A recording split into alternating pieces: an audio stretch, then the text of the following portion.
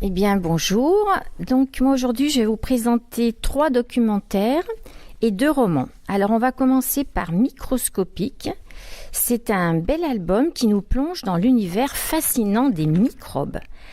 Parmi la liste des thèmes abordés, eh bien, savez-vous que les microbes font plus de bien que de mal? Qu'il y en a davantage sur notre corps que d'habitants sur Terre, c'est impressionnant quand même, et qu'ils peuvent être aussi différents que la fourmi et la baleine. C'est un livre au sujet à la fois complexe et fascinant, très peu traité en littérature de jeunesse, pour faire comprendre l'infiniment petit, la multitude des microbes qui nous entourent, leur rapidité à se reproduire et leurs nombreux bienfaits. De quoi déconstruire bien des clichés. Alors, ce que j'ai aimé dans ce doc, c'est que l'essentiel est expliqué de manière simple, vivante et imagée, par une scientifique qui sait merveilleusement mettre son savoir à hauteur d'enfant et je dirais même d'adulte. Voilà. Là, le documentaire suivant s'appelle 10 grands empires, 10 cartes pour tout comprendre. Alors ce documentaire, on le trouvera au pôle Découvrir le monde et dans notre jargon, c'est la cote 900. Alors ici, à partir d'une carte reproduite en double page, 10 des plus grands empires de l'histoire vont être décryptés.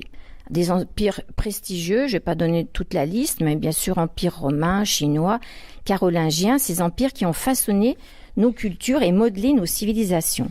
Alors je le disais, au niveau de la présentation, pour chaque empire, une carte reproduite en double page, le texte dans la prolongation en 2 pages lui aussi, sachant que la moitié du texte est rabattue sur la carte. La carte elle-même est très bien faite avec des chouettes légendes. Le texte, lui, retrace les origines de tous ces empires jusqu'à leur déclin et il s'accompagne de nombreux focus sur les empereurs, les conflits, les innovations, la vie quotidienne ou artistique. Alors, ce que j'ai aimé, c'est qu'en fait, en quelques pages, on a entre les mains un documentaire court, efficace, bien dessiné et expliqué. Et je le disais, en quelques pages, on a un beau panorama d'histoire. J'aime vraiment bien ce genre de documentaire qui va à l'essentiel et destiné aux enfants, mais qui, nous, adultes, nous fait bien réviser l'histoire. Alors, le 3e documentaire, Chiens et chats sous la loupe des scientifiques, qu'on trouvera au pôle L'homme et la nature. Là, donc, le chat et le chien sont abordés sous le biais comportemental, psychologique, enfin ce qu'on appelle le non palpable. Dans exemple de sujets traités, bien la signification de l'aboiement, du miaulement, à quoi servent les moustaches d'un chat. On va s'intéresser aussi à analyser le regard, les signes d'agressivité, la vie sexuelle. On fonctionne par double page thématique. À gauche, le texte.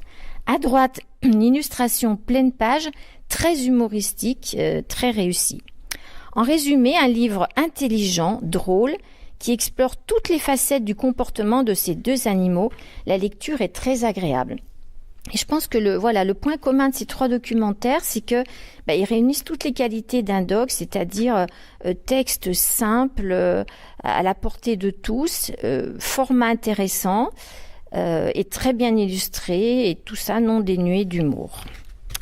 Alors, on passe au roman. Là, je vais vous présenter une nouvelle trilogie qui s'appelle Gardien des cités perdues. Et l'auteur, c'est Shannon Messenger. En 2 mots, l'héroïne, Sophie, a 12 ans.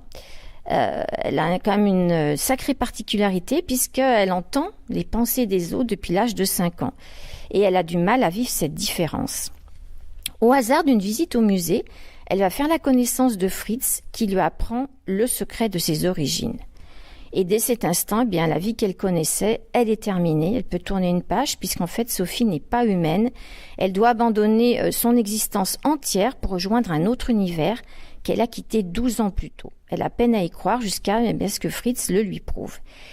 Et là, ça va être le début d'une histoire merveilleuse de créatures féeriques ou affreuses, de mondes perdus, de cités disparues, que l'on va suivre dans les pas de Sophie et Fritz.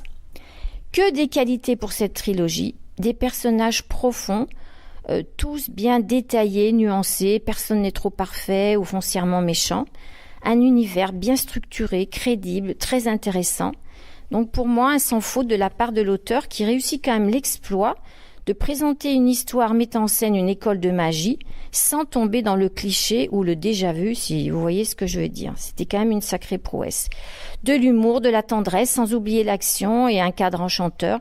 Une saga fantastique très fouillée et qui fait vraiment l'unanimité dans toutes les critiques que j'ai pu lire.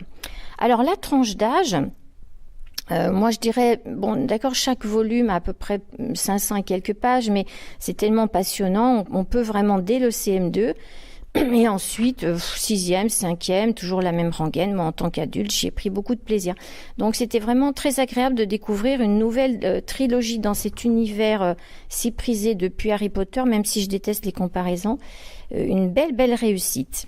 Et mon dernier roman, qui se destine plutôt aux ados, s'appelle Ma fugue de chez moi, Colline Pierret. L'histoire, après une énième humiliation au collège et l'annonce que sa mère ne rentrera pas pour les fêtes de Noël, l'héroïne Anouk décide de fuguer. Bon, jusque-là, pas très original. Elle se prépare, la voilà dehors, prête à rouler sa bosse, sauf que c'est l'hiver et qu'elle va se rendre compte que c'est pas si facile que ça, elle sait pas trop passer la nuit.